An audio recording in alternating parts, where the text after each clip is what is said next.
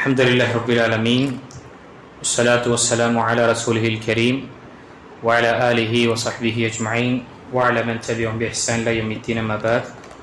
بواب الباب إمام النووي رحمه الله في كتابه رياض الصالحين باب الوصية بالنساء. قال الله تعالى وآشروهن بالمعروف.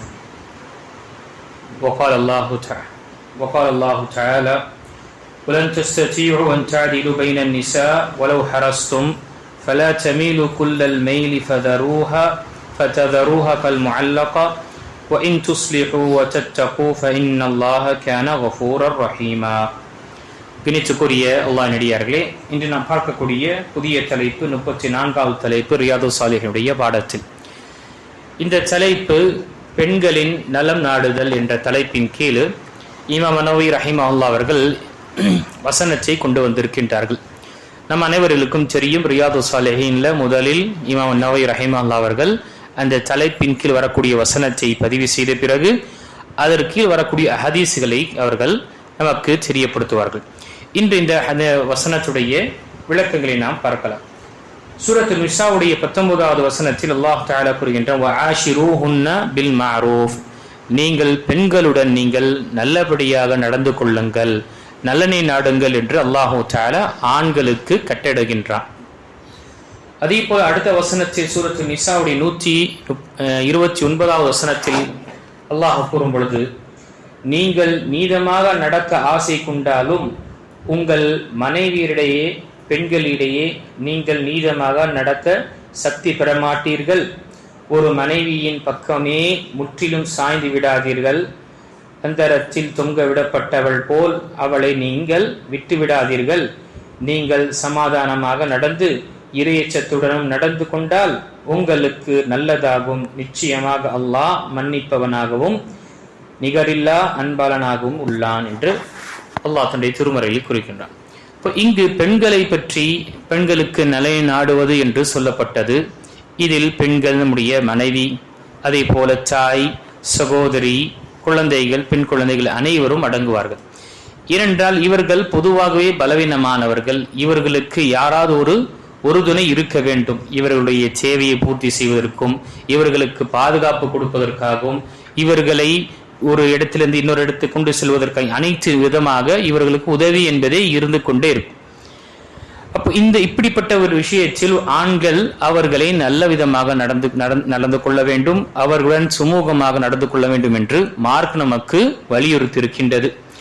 அதே போல நபி ஸல்லல்லாஹு அலைஹி வஸல்லம் நிறைய ஹதீஸ்களில் நபி ஸல்லல்லாஹு அலைஹி வஸல்லம் உஸ்தௌசு பின் நிசாஹி கைரா, உங்களுக்கு நான் பெண்கள் சம்பந்தப்பட்ட விஷயத்தில் நன்மையை நாடுவதற்காக நான் வசியத் செய்கின்றேன் என்று நபி ஸல்லல்லாஹு அலைஹி வஸல்லம் கூறியிருக்கின்றார்கள். அதே போல நபி ஸல்லல்லாஹு அலைஹி வஸல்லம் உடைய மரண தருவாயில் இருக்கும் பொழுதும் மிக முக்கியமாக நபி ஸல்லல்லாஹு அலைஹி வஸல்லம் இந்த கடைசி கட்டத்தில் சொன்ன விஷயம் என்ன? அஸ்ஸலாத் வமா மலக்கத் ஐமானுக்கும், தொழுகையை கடைப்பிடிங்கள். அடுத்ததாக சொல்லப்பட்டது உங்களுடைய வழக்கரத்தில் இருக்கக்கூடியவர்கள். அப்போ உங்களுடைய வழக்கரத்தில் உங்களுடைய பொறுப்பில் இருக்கக்கூடிய பெண்கள், குறிப்பாக பெண்கள், அது மனைவி இருக்கலாம், பெண் குழந்தையாக இருக்கலாம், தாயாக இருக்கலாம், அல்லது அடிமையாகவும் இருக்கலாம் என்று இங்கு சொல்லப்படுகின்றது. இப்ப இந்த வசனத்தில் அல்லாஹ் தஆலா நீங்கள் பெண்களுக்கிடையே நீதமாக நடந்து கொள்ள முயற்சி செய்தால் உங்களால் நடந்து கொள்ள முடியாது. இது யாருக்கு சொல்லப்படுகின்றது? ஒன்றுக்கு அதிகமான மனைவி இருக்கும் பொழுது இருவருக்கும் நீதமாக நடந்து கொள்ள வேண்டும் என்று முயற்சி செய்யும் பொழுது கண்டிப்பாக அது உங்களால் முடியாது. அதை நீங்க முயற்சி செய்தாலும் சரி, ஆனாலும் உங்களால் முடிந்தவரை நீங்கள் என்ன செய்யுங்க, அனைவர்களுக்கும் சமமாக நீதமாக நீங்க நடந்து கொள்ளுங்க. ஒரே தரப்பில் நீங்க சாய்ந்து விடாதீர்கள். ஒரு பக்கமே சாய்ந்து விட்டு இன்னொருத்தையை நீங்க முழுமையாக அந்த ரங்கத்தில் தொங்க விடுவது போல் நீங்க விட்டு விடாதீர்கள் என்று இங்க சொல்லப்பட்டது. இப்போ இங்கு இந்த வசனத்துல ஒரே பக்கம் இங்கு நீங்கள் முயற்சி செய்தாலும் நீதத்தை நிலைநாட்ட முடியாது என்று சொல்லப்பட்டது. என்ன அர்த்தம்? இங்கு இந்த ஷேக் உசைமி ரஹிமஹுல்லாஹ் இந்த தஃப்சீருடைய விளக்கத்தில் சொல்லும் பொழுது, பொதுவாக உடல் ரீதியாக கொடுக்கக்கூடிய உரிமைகளை நாம நீதமாக நாம் செய்வது என்பது ஆகுமானது செய்ய வேண்டும். எடுத்துக்காட்டாக அவர்களுக்கு செலவழிப்பது, அவர்களுக்கு செலவு செய்வது, அவர்கள் மீது அவருடைய தேவைகளை பூர்த்தி செய்வது, அவர்களுக்கு ஆடையையும் அவருடைய உணவையும் வாங்கி கொடுப்பது, அதே போல அவர்களுக்கு ஒவ்வொரு நாள் இந்த நாள் உங்களுடன் இருப்பேன், அடுத்த நாள் உங்களுடன் இருப்பேன் என்ற இப்படி என் நாட்களை பிரித்துக் கொள்வது, இப்படிப்பட்ட விஷயத்தை நாம செய்வது என்பது நீதமாக நடந்து கொள்ள வேண்டும். ஆனால் அதுவே நம்முடைய உள்ளம் சார்ந்த விஷயம், ஒரு மனைவியின் பக்கம் அதிகமாக நம்முடைய மஹப்பா இருக்கின்றதோ, அல்லது நம்முடைய குழந்தைகளில் ஒரு குழந்தையை நாம அதிகமாக நாம் அறியாமல் அது நம்முடைய இதயம் அதிகமாக நேசிக்கின்றது என்றால் இது குற்றம் கிடையாது. ஆனால் அந்த நேசத்தை நாம் என்ன செய்யக்கூடாது, மற்றவர்களுக்கு முன்னால் வெளிப்படுத்தும் பொழுது அது புண்படும் அளவுக்கு நாம இருக்கக்கூடாது. இப்போ இங்கு அல்லாஹு தஆலா திருமறையில் சொல்லும் பொழுது, நீங்கள் நீதமாக நடந்து கொள்ள வேண்டும் என்று முயற்சி செய்து உங்களால் முடியாது என்றால் என்ன அர்த்தம்? இதயத்தில் சிலருடைய அன்பும் பிரியும் அதிகமாக இருக்கும் சிலரை விட. நம்முடைய இரத்தமாக இருக்கட்டும், நம்முடைய குழந்தைகளே இருக்கட்டும், சிலரை நாம சில விஷயத்தில் அதிகமாக நேசிப்போம், சில விஷயத்தில் நாம நேசிக்க மாட்டோம். அப்போ இது எந்த ஒரு குற்றம் கிடையாது. நம்முடைய இதயம் ஒரு தரப்பில் சாய்கின்றது என்றால் அது எந்த ஒரு குற்றமும் கிடையாது. ஆனால் இங்கு நீதமாக நீங்க நடந்து கொள்ளுங்க என்றால் செலவு செய்வதும், அவருடைய உரிமைகள் கொடுப்பதும், அவர்களுக்கு தேவையான விஷயத்தை நீங்க கொடுத்து வழங்குவதும், இந்த விஷயத்தில் நீங்கள் நீதமாக செய்து கொள்ளுங்கள். ஒருவரை பார்த்து கொண்டு இன்னொருவரை நீங்கள் விடாதீர்கள். புரியுத சகோதரர்களே? இப்போ இங்கு இந்த வசனத்தில் சொல்லப்பட்ட விஷயம், நீங்கள் எவ்வளவு முயற்சி செய்தால் நீதமாக இருக்க முடியாதுன்னா எந்த தரப்பில்? அன்பு. அந்த அன்பு உள்ளத்தில் ஏற்படக்கூடிய அன்பு, இயற்கையாக ஏற்படக்கூடிய அந்த அன்பை நாம அது நம்முடைய கஸ்டடியில் அல்லது நம்முடைய கையில் கிடையாது. ஆனா அந்த விஷயம் வருவது என்பது எந்த ஒரு குற்றம் கிடையாது. ஆனா அது வெளிப்படுத்தக்கூடாது. நம்முடைய குழந்தைகள் இருக்கும் பொழுது அங்கு ஒருவரை நேசிக்கின்றோம் என்றால் நம்முடைய மனசுல அந்த நேசம் இருக்கு. ஒரு பெண் குழந்தை இருக்கு, எல்லா ஆண் குழந்தையும் இருக்கிறாங்க, ஒரே ஒரு பெண் குழந்தை நமக்கு பிறந்திருக்குன்னா அப்ப என்ன, ஒரு தனிப்பட்ட ஒரு மனிதன் என்ற அடிப்படையில் அதிகமாக ஒரு இருக்கக்கூடிய விலையம் ஏற்படும்.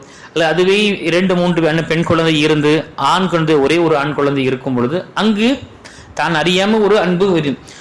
இது எந்த ஒரு குற்றம் கிடையாது. ஆனால் இந்த அன்பை இவர்களுக்கு 2 குழந்தைகளுக்கு மத்தியில் அவங்களை நாம உயர்த்தி இவர்களை தாழ்த்தி செய்வதுதான் இங்கு குற்றமாக இருக்கின்றது. இதுதான் தடுக்கப்பட்டதாக இருக்கின்றது. மஹப்பா வருவது, நேசம் வருவது, அது எந்த ஒரு தடையும் கிடையாது.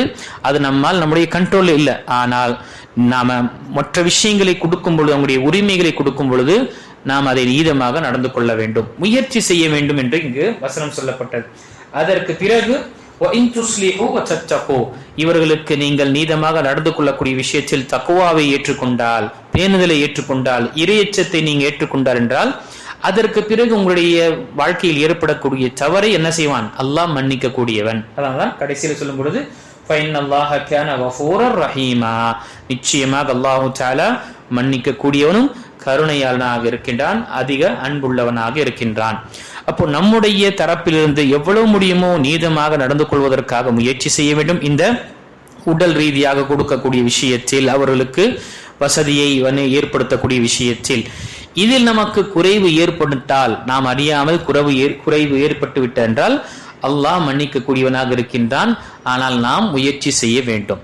அப்போ பொதுவாக இந்த ஹதீஸ், இந்த வசனத்தில் நாம அறிந்த விஷயம், பெண்களை நாம கண்ணியமான முறையில் அவங்களை வைப்பதும், அவர்களுக்கு தேவையான விஷயங்களை நம்ம கொடுப்பதும் என்பது மார்க்கம் நமக்கு வலியுறுத்தி இருக்கின்றது. இது நாம உபகரணம் செய்வது கிடையாது. மாறாக அல்லாஹ் நம்மை ஆண்களாக படைத்திருக்கின்றான் என்றால் நம் மீது பொறுப்பு உள்ளது பெண்களை பாதுகாப்பதற்கும் அவங்களுடைய தேவையை பூர்த்தி செய்வதற்கும். வரக்கூடிய இன்ஷா அல்லாஹ் ஹதீஸுகளில் நாம நம்முடைய குடும்பத்தார் மீது செலவு செய்வதனால் என்னென்ன பலன்கள், எவ்வளவு நன்மையை நாம் அடைகின்றோம் மற்றவர்கள் மீது செலவு செய்வதற்கு நாம ஒப்பிட்டு பார்க்கும் பொழுது இன்ஷா அல்லாஹ் தஆலா சொல்லக்கூடியனுக்கும் கேட்கக்கூடிய அனைவர்களுக்கும் இந்த வசனத்தில் சொல்லப்பட்ட விஷயத்தை நாம நம்முடைய பெண்களுக்கு கண்ணியமான முறையிலும் அவங்களுடைய தேவைகளில் என்ன நீதமான முறையில் நாம செலவழிக்கக்கூடியவர்களாகவும் அவங்களுடன் நீதமாக நடந்து கொள்ளக்கூடிய பாக்கியத்தை நமக்கு கொடுத்தருள்வானாக. ஆமீன். வாஹிர் தாவானா அல்ஹம்துலில்லாஹி ரப்பில் ஆலமீன்.